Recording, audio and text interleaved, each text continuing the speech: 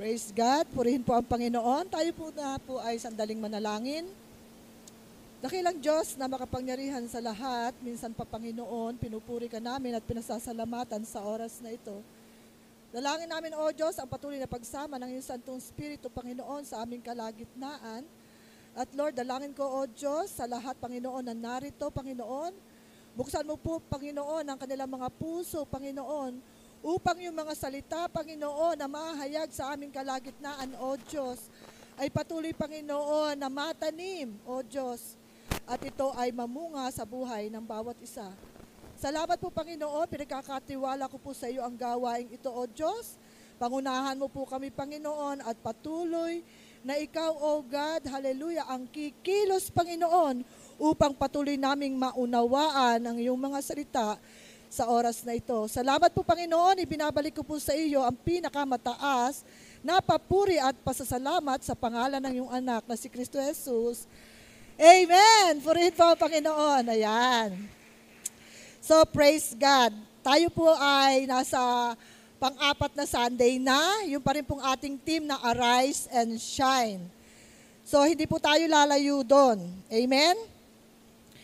So, purihin po ang Panginoon. Kung babasahin po natin yung Daniel 12, ang verse po ay 3 sa NIV.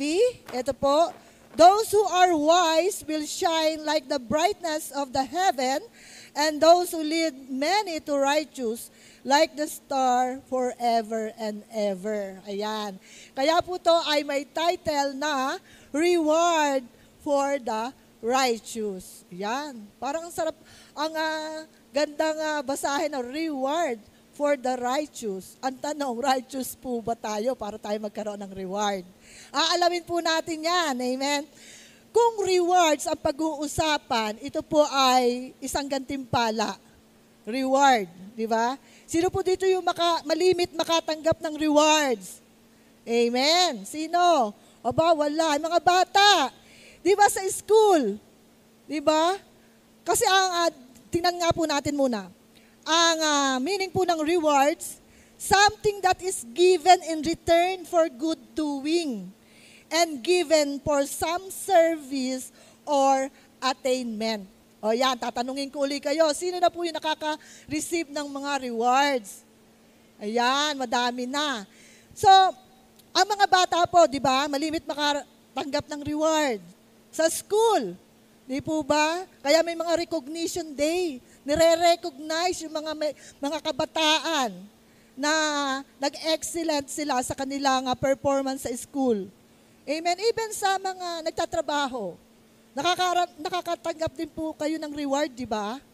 Di po ba? Yung mga promotion, di ba? Para recognize din naman yung dedication nyo sa work nyo, yung kumbaga talagang focus sa work, talagang yung nakikita ng mga employer, ng company, na talagang, kumbaga, masigasig sa pagtatrabaho, walang late, di ba? Hindi late pumasok. Talagang nare-recognize po yun at nagkakaroon po ng reward. Ngayon, sino po dito, yung kahit na halimbawa ay nanay, hindi naman nagtatrabaho, walang business, pero nakakatanggap ng reward. Amen? Kasi po ako, binibigyan ko po ang sarili ko ng reward. Binibigyan ko po ang sarili ko ng reward. Alam niyo po ba, every time na may project ako, nire-reward ko yung sarili ko. Kasi ang project, yung pong landscaping, hindi naman po yan monthly. Parang, hindi ko naman sasabing once in a blue moon na sinasabi. Hindi naman po. Pero every time, dahil naghirap ako doon sa project na yon, binibigyan ko po ng award yung sarili ko, ng reward. Amen? Something, kahit small things, halimbawa, tsinelas, step in, na para bang may remembrance ako doon sa hard work ko. Amen? So, di ba, ngayong magpapasko, ang dami, nakikita ko, nakapost sa Facebook, di ba, yung isang bungkus na pera, tapos ang nakakaption, asawa ko, oh honey, eto ang sweldo ko, magpariban ka. Nakikita niyo po yun? Di ba? Binibigyan ng appreciation ng mga asawang lalaki ang kanilang mga asawang babae. reward us magpa-reband man lang. Amen? So napakahalaga ng reward. Amen? Kumbaga nagkakaroon tayo ng konsolasyon sa mga hard work natin na ginagawa. Amen. Pero ito pong mga rewards na sinasabi ko po ay pandito lamang sa lupa. Rewards na pwedeng mawala, rewards na pwedeng makalimutan, di ba? Nawawala kasi yung po ay pandito lamang. Pero ang pag-uusapan po natin, reward for the righteous. Ito po yung internal reward. Na ipagkakalaw sa atin ng Panginoon, ayon po sa binasa natin sa Daniel 12:3. Amen? Sabi po daw, those who are wise will shine like the brightness of the heaven, and those who lead many to righteous like the star forever and ever. Ito po ay mababasa natin sa last part na po ng Daniel sa chapter 12. Pero bigyan ko lang po kayo ng kaunting background kung sino po si Daniel. Ano po? Ang name po ni Daniel's name means God is my judge. Ang ganda. Ganda po ng meaning ng kanyang name. Ano po? At ang gifts po ni Daniel. Ano ba ang gifts ni Daniel? Daniel was gifted with the ability to interpret dreams, yan, and understand vision. Wow, ang ganda. Sana ako din, Lord. Di ba? Pray tayo. Ang ganda kaya. Di ba? The ability to interpret dreams and understand vision.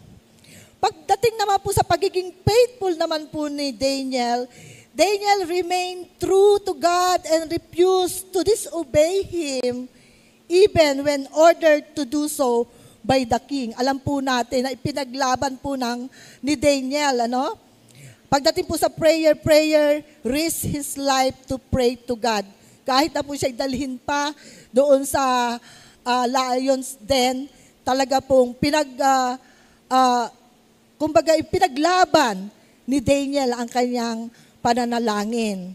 So ito po ay nasulat na binigay ng Panginoon na kapahayagan po kay Daniel. Actually, kung babasahin pa po natin yung verse 4, ito po sa Tagalog, sabi doon, Daniel, ingatan mo muna ang mga salitang ito at isara ang aklat. Hanggang sa takdang panahon, marami ang magsasaliksik upang tumuklas ng karunungan. Actually, nung inihayag ito ng Panginoon kay Daniel, ang sabi po, ingatan mo muna ang mga salitang ito. Isara ang aklat. Amen? Pero purihin po ang Panginoon dahil patuloy po na ang Panginoon po nagre-reveal po sa atin ng mga kapahayagan through the prophets and through the man of God ng Lord. So, purihin po ang Panginoon. Balikan po natin yung rewards for the righteous. Ang sabi po doon, yung may pagkaunawa at umaakay sa marami patungo sa kabutihan ay magniningning na parang tala sa kalangitan magpakailanman. Kaya po yung rewards na pinapatungkulan po dito, yung internal rewards, ay ati po itong madadala. Sabi ko kanina, yung material na rewards ay nawawala, naglalaho, nakakalimutan, kumukupas. Pero po itong internal rewards na pinapangako ng Panginoon at inihahayag sa atin ng Daniel, ito po ay panghabang panahon. Amen? Na tayo po ay pagkinuha na ni Lord, bit-bit po natin. Ito lang po yung mabibit-bit nating reward na tatanggapin po natin sa Panginoon. Amen? Di ba alam po naman natin ang lahat ng yaman, material na bagay pag tayo kinuha ni Lord, wala po tayong madadala kahit ano. Amen? Pero purihin po ang Panginoon. Ito po yung eternal reward na pwede nating panghawakan na madadala po natin pag tayo po ay kinuhanan ni Lord. Amen. So, isa-isahin po natin. Those who are wise will shine. Ano po ba yung wise? Sabi po dito, the wise are they who live for God and do everything they can to take the gospel to others. Amen? Yung ginagawa ang lahat, ayan. Do everything they can to share the gospel to others. Yun po yung may kaunawaan. Amen? Kasi totoo naman po talaga, kahit literal natin dalhin po to sa yung explanation nito, pag wala po tayong karunungan, yung karunungan nagmumula sa Panginoon, hindi po natin alam at hindi po natin magagawa. Hindi po natin magagawa yung nais po ng Panginoon na ma-share po natin yung mabuting balita sa ating kapwa. Amen?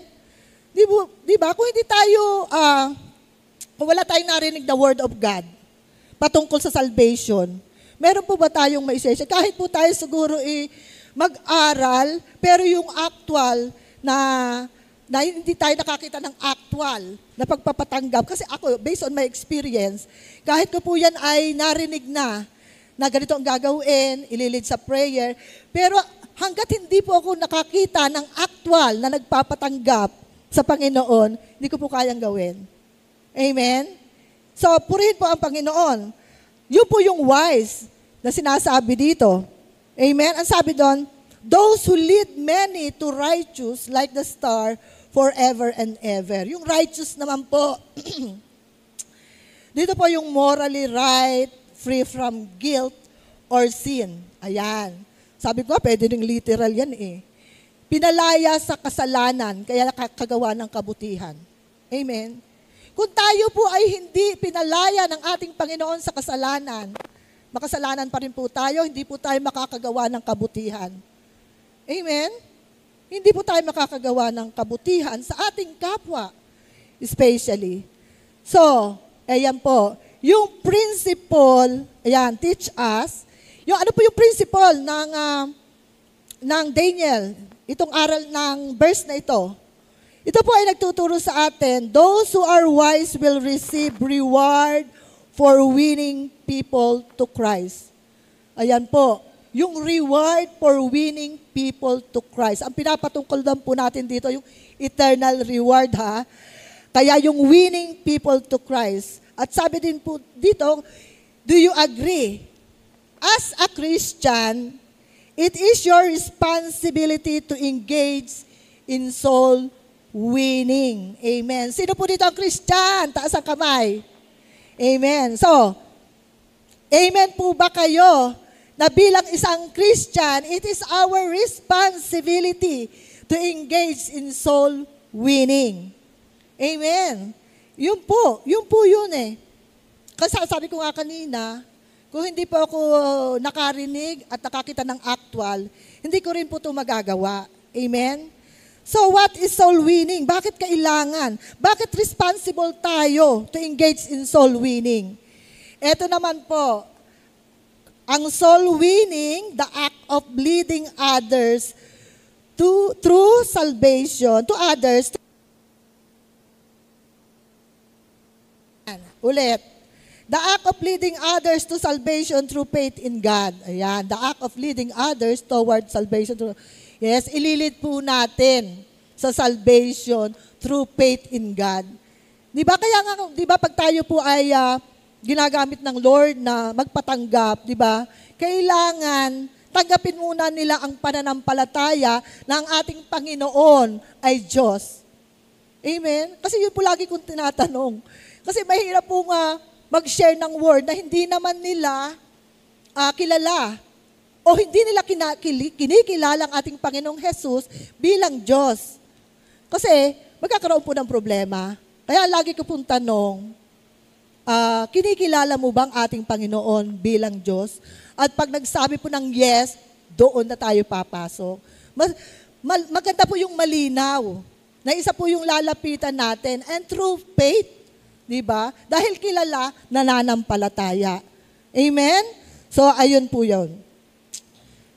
Yan, yun yung soul winning. Amen. The act of leading others to salvation through faith. Ayan. So, sabi ko nga po doon, napakahalaga ng soul winning. Sino-sino, alam ko po, for sure, marami na po dito, yung ginamit ng Panginoon para mapatanggap po ang isang tao magkaroon ng salvation. Amen? Ang sabi po dito kasi, it become a fulfilling and rewarding experience. Amen? At ito po inaramdaman ko rin. Alam nyo actually, alam nyo ang unang-una ko ditong naalala, yung lolo na nagbaptism, water baptism, kinabukasan po ba, kinuha na siya ni Lord, kinabukasan po ba yon? Amen? Iba yung joy na naramdaman ko kahit wala ako doon. Di po ba, iba sa last days ng buhay niya. Actually, si Lolo, wala naman yata sakit, di ba? Walang sakit. Hindi naman siya mahina. Nakalakad pa siya. Nakapunta doon sa batis dyan, sa dam. At nagkaroon ng water baptism. Pero kinabukasan, kinuha siya ng Lord. Amen? Nung narinig ko po yun, na ibinalita dito, kasi Sabado yata yung water baptism, Linggo, na nabalita ko na, iba rin po kakaiba yung pakiramdam ko. Para bang ang expression, ay salamat, umabot. Umabot kay Lord. Di po ba? So sabi ko nga, iba yung experience na yung talagang rewarding and fulfilling niya, iba talaga yung pakiramdam mo. Naalala ko po yung nanay ko, that was 1997. Siya po ay na-stroke 3 days sa hospital. Baby Christian pa po, siyempre baby. Pero first time na may inatinan akong seminar, Sabado po yun. So hindi ako nakauwi ng Los Baños. Akala ko ganun lang. Na ospital lang siya, ganun lang. Hindi ko alam na magiging grabe. Attend po ako ng seminar and then kinabukasan ako umuwi. Pero yung first day niya po, nakakapagsalita pa siya. That second day, hindi na po siya nagsasalita. At sabi ko, parang ang bilis. Ang bilis ng mga pangyayari. Sabi ko, parang na-alerto na po ako doon. Sabi ko, dahil narinig ko yung turo na kailangang tumanggap ang isang tao dito sa lupa bago siya bawian ng buhay para makasigurado siya na siya ay pupunta sa langit. Ako po bilang anak, ako po ay medyo na-pressure. Ang ginawa ko po, dala ko po yung Bible ko, pumunta po ako ng ospital nung hapon na yon. At nung nakita ko po yung bisita, ako po yung natuwa. Isang kamag-anak na fourth watch at mag-asawang kapitbahay na 4 square. Sabi ko, Lord, sabi kong ganon, ano ko sila na mag-pray. Ipag-pray ang nanay ko. Kinausap ko sila, pero pareho silang tumanggi. Ang pakiramdam ko talaga, may hinahabol na kami. May hinahabol na kaming oras para sa nanay ko. Pero ang magandang bagay po, masasabi ko sa inyo, hindi po siya nawala ng isip. Hindi lang po siya makapagsalita kasi nagre-response po siya every time na kinakausap ko siya. Ang sabi ko, ako po ang nag-lead, walang choice. Ako po ang nag-lead sa prayer, dala ko po yung aking Bible, binasa ko po lahat. At siya po ay nagre-response, sabi niya, gumaganan po siya. And after nun, tulo ang luha ko. Sabi ko, Lord, salamat. Nung ako po yung nagte-testify, sabi ko, dun sa pangyayari, ang sabi ko po, lakas ng loob, nilid ko ang nanay ko sa prayer. Mali po pala yung word na lakas ng loob.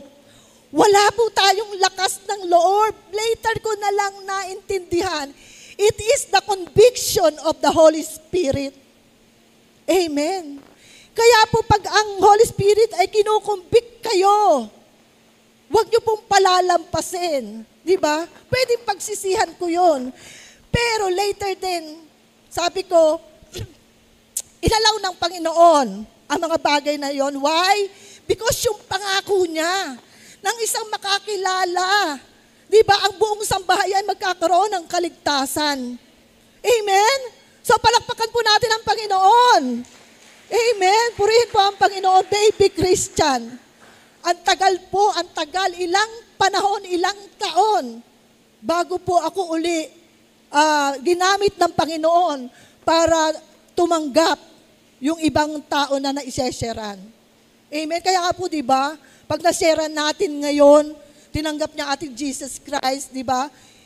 lead to salvation agad. Kasi baka hindi tayo nakakasiguro sa araw ng bukas. Katulad ni Lolo. Purihin po ang Panginoon.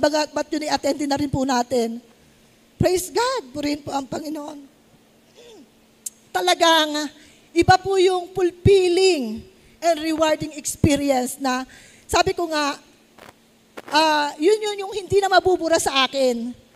Di ba? Imagine yung isa sa mahal mo sa buhay, na nanay mo pa, na mga panahon na yon ay yung bang ansaya mo dahil alam ko sa sarili ko na kasama siya ni Lord. Amen. Yun po yung soul winning, mahirap gawin, pero pag ang conviction ng Holy Spirit ay dumating, don't say no. Di po ba? Maraming kaparaanan. Amen. Kaya nga napakahalaga na tayo po ay ma-memorize man lang natin yung John 3:16 and Revelation 3:20. Napakahalaga po noon. Amen. Para kung may ma-encounter po tayo na mga ganyang pagkakataon, hindi po masayang na pagdating natin ng bahay, pagsisihan natin, na hindi po tayo nagamit ng Panginoon na mamalid ang tao to salvation. Purihin po ang Panginoon. Amen. Ang sabi po doon, yan. So, pupunta na po tayo sa,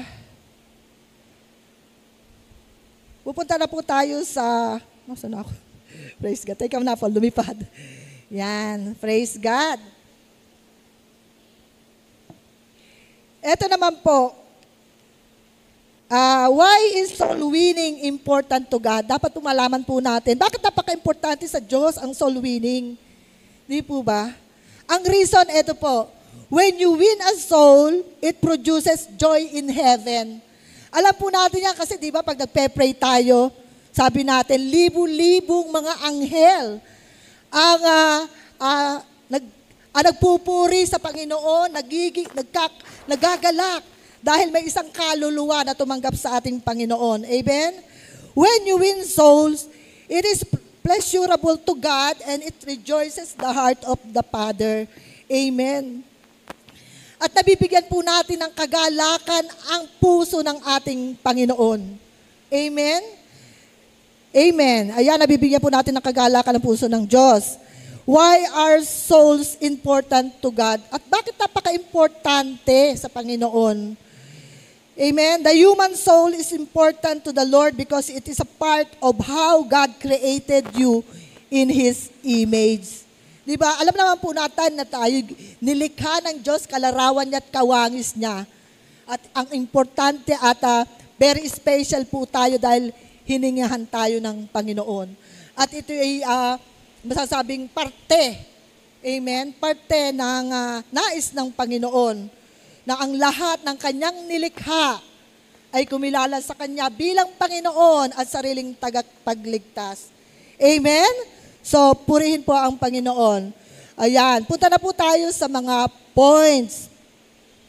Di ba, ang ating arise and shine. Di po ba? God will shine on us to do His purpose. Bakit paliliwanagin ng Diyos ang ating mga buhay? Di ba? Pag sinabing liwanag kasi nakikita. Di ba? Kahit saan tayo pumunta, saan tayo idako ng Panginoon, nagliliwanag tayo. Makikita tayo.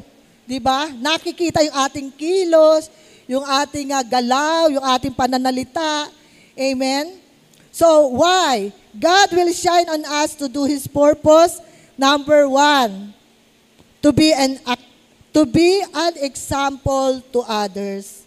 Yan, para maging example tayo. Kasi sabi ko nga kanina, dapat talaga meron tayong nakikita na example. Meron tayong nagiging model.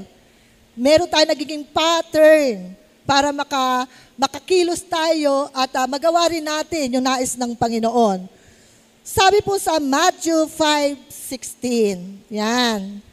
In the same way, let your light shine before others, that they may see your good deeds and glorify your Father. Sabi diyan. Ito po ay kung titingnan po natin sa Matthew, ito po yung ang Diyos ay yung tayo ito be example, salt and light. Maging asin tayo at ilaw ng sanlibutan. Ano po? Ang sabi dito, they may see your good deeds. Yung ating mga mabubuting gawa. Amen? Paliliwanagin tayo ng Panginoon upang makita yung mabubuti nating gawa. Amen? Ang sabi po dito nung binasa ko po yung Expositor Study Bible ni Jimmy Swaggart, sabi niya doon, ang explanation niya po doon sa that they may see your good works or good deeds, eto po, sabi niya, proper faith will always produce proper works, but proper works will never produce proper faith. Amen. Di ba? Kapag tama po yung ating pananampalataya sa ating pong mga ginagawa, ito po ay nagpo-produce ng proper works. Amen. Magagandang bagay, tamang bagay.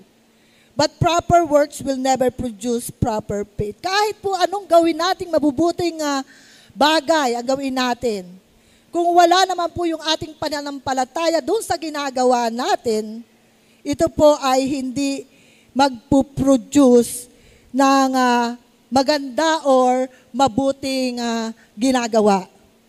Amen? So, ayan. Yun po yung sinasabi po dito. Pero, to be an example to others, kailangan po makita. Kasi kung bakit po, di ba? Dito sa church, may mga leader. Di ba? Minementor ni Bishop ang mga leader. To equip, di ba, sa mga mabubuting gawa. At yun po yung mai-impart naman natin sa ating community, sa ating mga, kumbaga, nasasakupan, halimbawa sa women's, sa youth, sa young pro, di po ba? Meron po tayong sinusundan. Amen? At sabi din po sa Philippians 2:14-15, sabi po sa verse 14, do everything without complaining or arguing. Amen. Gawin po natin ito. Nang wala yung gumagawa ka nga pero nagmamaktol ka naman. Gumagawa ka nga, nagbubulong-bulong ka naman dyan, ako na naman eh. Di ba? Ako na naman. Ay bakit ako? Yung mga ganun po ba? Ang sabi po sa verse 15, so that you may become blameless and pure, children of God without fault in a crooked and depraved generation in which you shine like the stars in the universe. Maging ulirang anak po tayo ng Diyos. Amen? Na habang tayo po ay gumagawa, kasi ang mga kasama po natin, hindi po yan malalalim sa pananampalataya. Pwede po tayo katisuran. Amen? Pwede po tayo katisuran sa totoo lang. Pag mababaw pa po sa pananampalataya, ang ating mga nakakasama natin, at eto po yung mga kilos natin, meron tayong mga reklamo, meron tayong murmur, iiwanan po talaga tayo at aalis. Iiwanan po tayo. Kaya be a good example. Amen. Be a good example. Sabi po dito, sa gayon magsisilbi kayong ilaw sa kanila tulad ng talang nagniningning sa kalangitan. Amen. Amen. So tayo po yung nagiging example. Ako po, naging example ko din po yung mga leaders, sila bishop, mga pastors. Nagiging example ko rin po sila. Kaya po ako ay, kumbaga, nare-rebuke din po ako. Nare-rebuke din po ako. Kasi alam ko, teka muna, mali yata yun. Parang hindi naman ganon ang dapat na maging gawe, pananalita, kilos. Kasi tayo nga po ay binabago na ng Panginoon para maging ilaw. Amen? At masasabi ng, kahit sa pamilya, di ba? Yung nakikita yung nagliliwanag yung ilaw natin, naiiba na tayo sa kilos, sa salita, sa gawa. Di po ba? So be an example. Amen. Number 2, God will shine on us. Paliliwanagin ng Panginoon ang ating ilaw o yung kaningningan natin to inspire others. Sabi ko nga kanina, nai-inspire ako. Especially po doon sa mga pastor talaga, na talagang yung nakita mo yung dedication sa paglilingkod. Amen? Yung dedication nila talagang kahit anong mangyari. Bishop natin, best example. Di po ba? Na kahit anong mangyari, kahit hindi po siya punta sa community, but tinitiyak niya na ang community magiging maayos yung flow. Amen? Magiging maayos yung flow. Sabi, to inspire others. Sabi po sa Job 22:28. Sige po, basahin natin. What you decide on will be done, ayan, and light will shine on your ways. Sabi po dito, lagi ka magtatagumpay sa iyong adhikain. Lagi po tayo magtatagumpay. Kaya may inspire po natin yung iba. Bakit? Ay si kapatid, grabe. Nakaka-inspire ang buhay niya. Amen? Nai-inspire tayo. Nakikita natin Kasi may liwanag ang buhay niya. Kaya natin nakikita. Alalahanin natin, di ba? Ang dilim, hindi naman nakikita yan Parang bulag. Walang makikita kundi kadiliman. Amen? Pero hindi tayo mga bulag, especially spiritually, hindi tayo bulag. Nakikita natin ang liwanag. Amen? Ng mga nag-i-inspire sa atin. Hindi masama na gayahin natin sila. Amen? Kung sa ikabubuti ng ating mga sarili-sarili. Amen? Even yung mga gawain, hindi naman masama na gayahin natin yung mga ginagawa nilang mga activities, na itong mga activities namang ito'y makakapagpalago sa atin bilang isang Kristiyano. Amen? So, ayan po. Sa lahat ng ating mga plano o gustong gawin, lagi tayong nagtatagumpay. So, pag tayo laging nakikita na tayo laging nagtatagumpay, di ba nagkakaroon, nai-inspire natin for sure yung iba. Amen? So, next, ano po? Mabilis po ba? Okay, God will shine on us. Ang third point po natin, to help others. Yan. Paliliwanagin ng Diyos yung buhay natin para tayo makatulong. Spiritual po to. To encourage them. Sabi po ng Luke 1, ang verse po ay 79. To shine on those living in darkness and in the shadow of death, to guide our feet into the path of peace. Amen. Yan.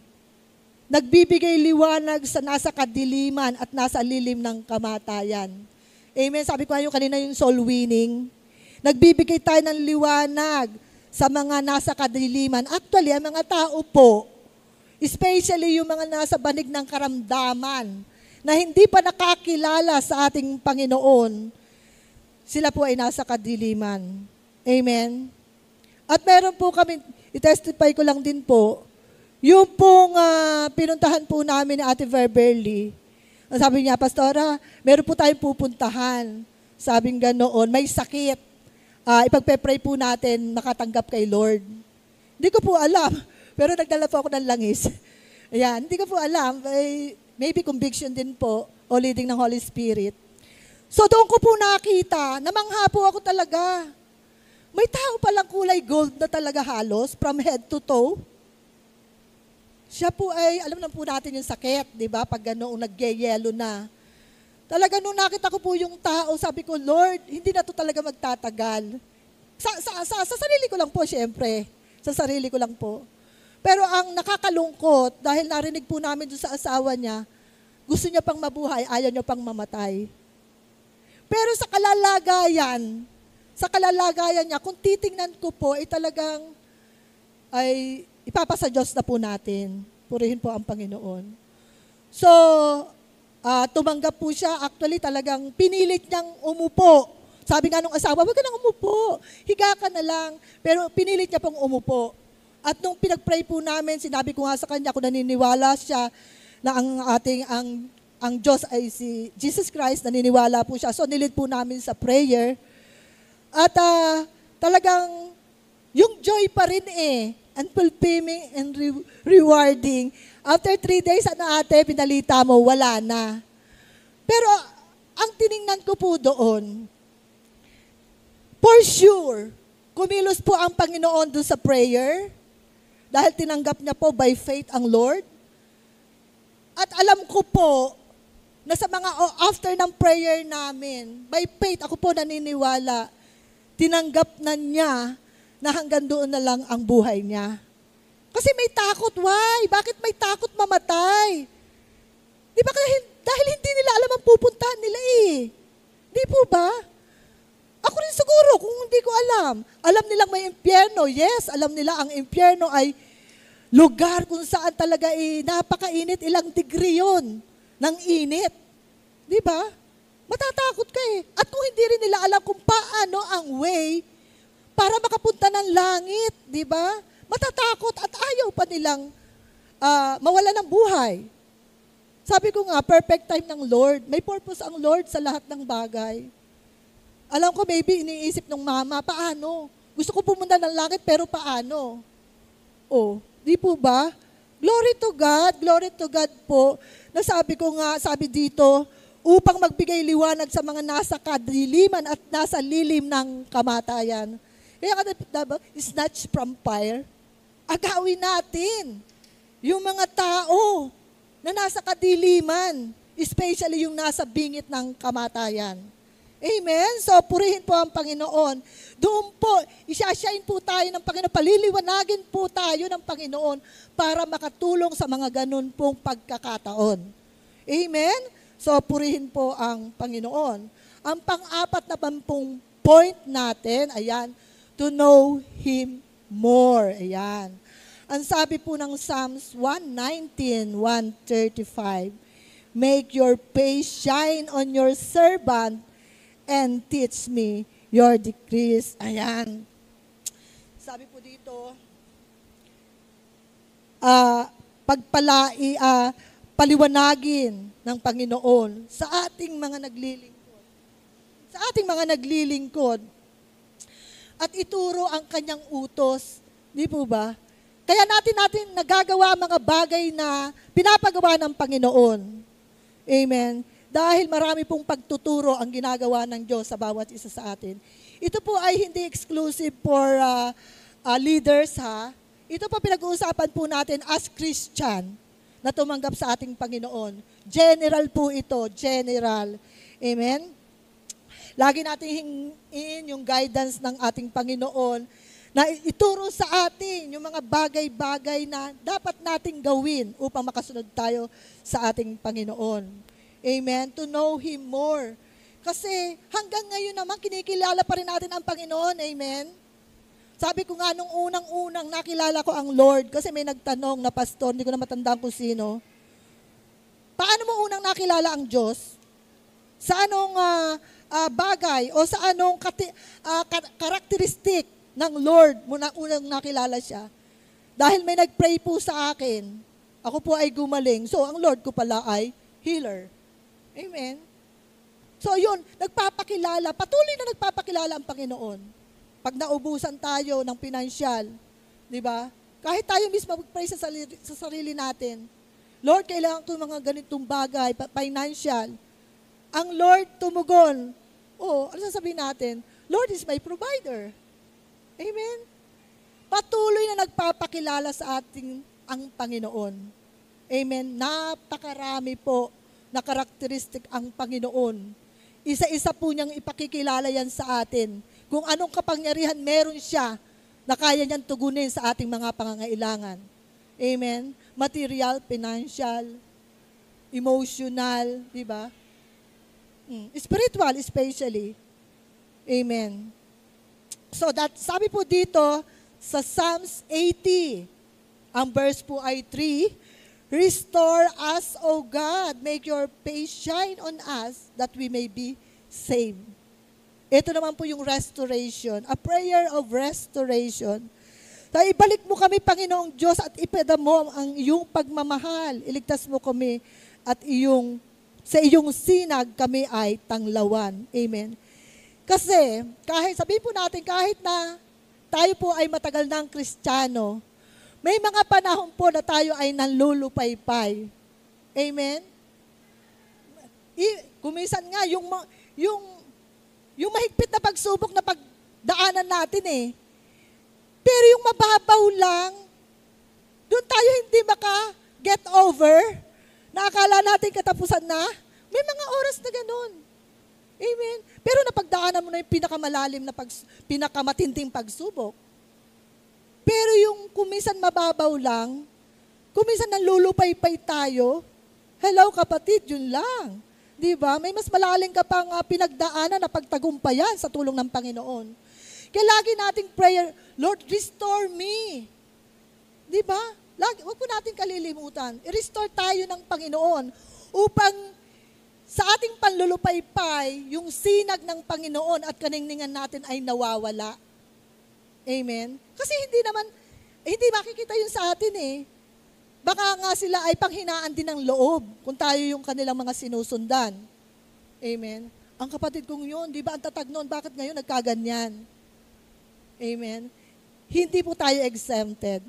Pero lagi nating hingi ng restoration ng Panginoon upang yung kaningningan na ipinagkaloob sa atin ng Panginoon manatili sa atin. Upang magawa po natin ang mga bagay na ito, especially po sa ating kapwa, sa ating ministry. Amen? Kasi sabihin po natin, especially pag may mga hawak kang community area, di po ba, kailangan lagi tayong maging malakas. Lagi po tayong maging malakas. Amen. Na kahit na may nararamdaman, pagpunta ng community, maiglas na maiglas. Amen? O, palakpakan mo natin ng Lord. Amen. Purihin po ang Panginoon. Ayan. Pang-ilan na ba yun? Yeah. Amen. Number 5, to show His love to us. Yan. So Psalms 31:16, let your face shine on your servant. Save me in your unfailing love. Ayan. Lagi din pong pinapakita ng Panginoon yung pagmamahal sa atin kung bakit tayo ay nakapagbibigay din ng pagmamahal sa iba. Amen? Kasi kung sa atin lang pong sarili, yung ating pagmamahal, may limitasyon po yan. Baka nga sabihin, ay, hindi ako mahal ni kapatid, hindi ko rin siya mamahalin. Pero because of an unfailing love ng Panginoon, amen? Kahit nga hindi natin kakilala, di ba? Naandun yung pagmamahal natin, pag nakita natin nangangailangan siya ng salita ng Panginoon, nangangailangan siya ng Panginoon sa buhay niya. Amen? Kasi naipadarama natin na i-relate natin yung unfailing love ng Lord sa iba. Amen? Kasi sino ba ako? Sino ba ako, di po ba? Pero ngayon, wala nang discrimination eh.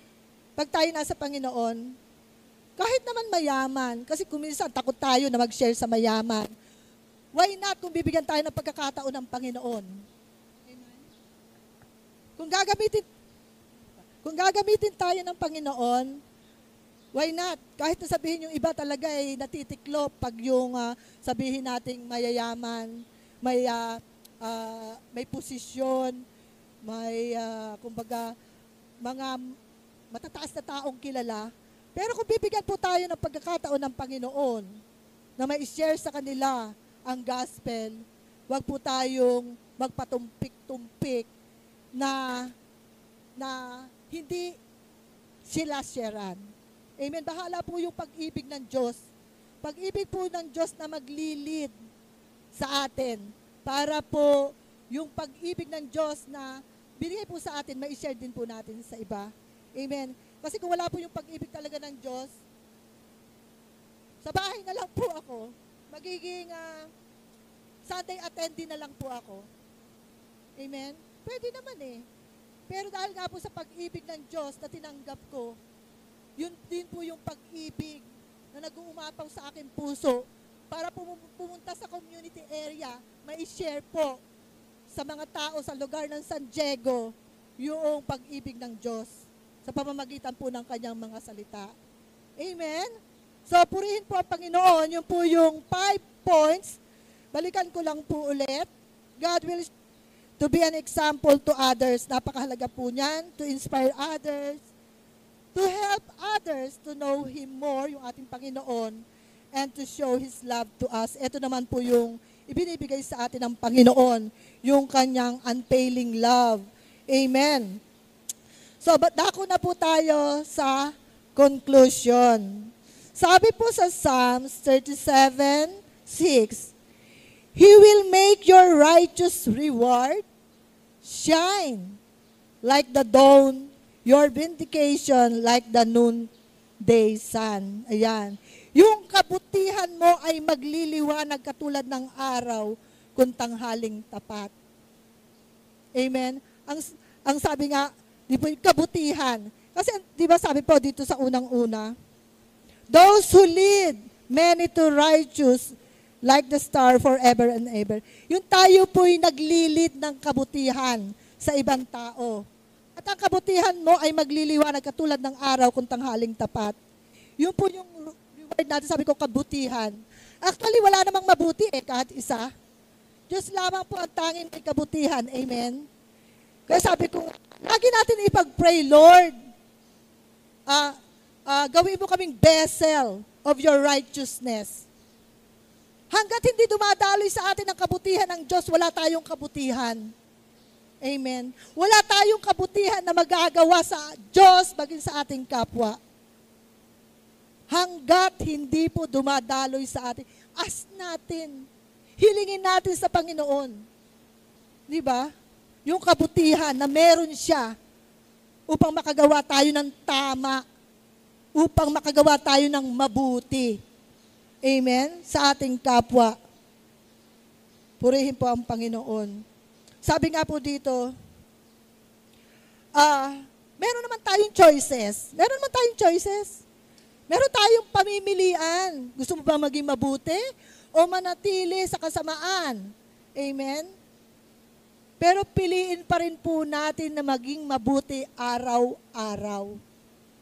Amen? Piliin natin maging mabuti araw-araw.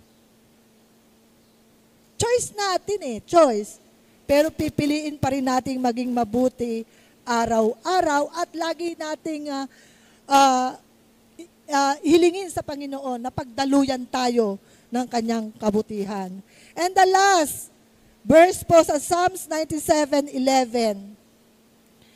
Light shine on the righteous and joy on the upright in heart. Ayan, sabi po dito, ang tapat ang pamumuhay ay sisinag ng liwayway. Ay sisinag ang liwayway sa dalisay namang puso maghari kagalakan. Amen. So pag tayo po ay pinagdaluyan ng kabutihan ng Lord, unang-una tayo po yung nagiging mabuti. At na-share po natin tong kabutihan sa iba na maglilid naman po to be righteous yung mga tao na ating pong nabahaginan ng kabutihan ng Diyos. Amen? At sabi nga po dito sa ating verse na pinanghawakan, those who are wise will shine like the brightness of the heaven. Yung may pagkaunawa. For sure po sa ating gawa, sa ating mensahe ng Panginoon, sa umagang ito, nagkaroon po tayo ng kaunawaan. Amen? Naging malinaw po sa atin ang nais ng Panginoon na tayo po ay magkaroon ng wise. At kapag tayo pinagkaroon ng kaunawaan, sabi ko nga, yung pong liwanag ng Panginoon ay tataglayin natin. At sabi, those who lead many to righteous like the star forever and ever. Sabi ko nga po kanina, tayong umaakay tungo sa kabutihan. Hanggat tayo po'y pinagdadaluyan ng kabutihan ng Diyos, patuloy po tayong magiging mga mabuti at makakapag-lead po tayo ng kabutihan sa ating kapwa. Purihin po ang Panginoon. Tayo po'y sandaling tumayo muli at tayo po ay manalangin. Praise God. Purihin po ang Panginoon. Yes, Lord. Hallelujah. Hallelujah, hallelujah. O dakilang Diyos, minsan pa, Panginoon, muli kami po'y nagpapasalamat, O God, sa umagang ito, O Diyos. Salamat, salamat, salamat po, Panginoon. Lord, dalangin namin, O Diyos, na naunawaan namin, Panginoon, yung mensahe mo, Panginoon, sa umagang ito. rewards to the righteous, Panginoon. Lord, dalangin ko, Panginoon, na ariin mo kaming isang mabuti, Panginoon, at lagi mo kaming pagdaluyan ng iyong kabutihan upang sa araw-araw, O Diyos, pipiliin naming maging mabuti upang yung kabutihan na ito, Panginoon, ay maibahagi namin sa iba. Salamat po, Panginoon, sa kaunawaan. Salamat po sa kabutihan mo, O Diyos, na maglilid sa aming Panginoon, na kami, Panginoon, ay nagtatanggap ng eternal reward. Na kung kami man, Panginoon, ay wala na dito, O Diyos, ito yung taglay naming bit-bit namin, Panginoon, sa aming pagharap sa iyo, O Diyos. Salamat po, Panginoon. Use us, Panginoon, mightily to soul winning, Panginoon. Dahil alam namin, O Diyos, ito yung makapagbibigay sa iyo ng kagalakan, O God. Salamat po, Panginoon, sa bawat isa narito, O God. Naglaan ang kanilang mga panahon, nakinig ng iyong mga salita, at handa itong isagawa in the name of Jesus. Salamat po, Panginoon, sa umagang ito. Lord, sa iyo po namin ibinabalik ang lahat ng papuri, ang lahat ng pasasalamat sa pangalan ng iyong anak na si Kristo Jesus. Ang lahat po ay magsabi ng Amen.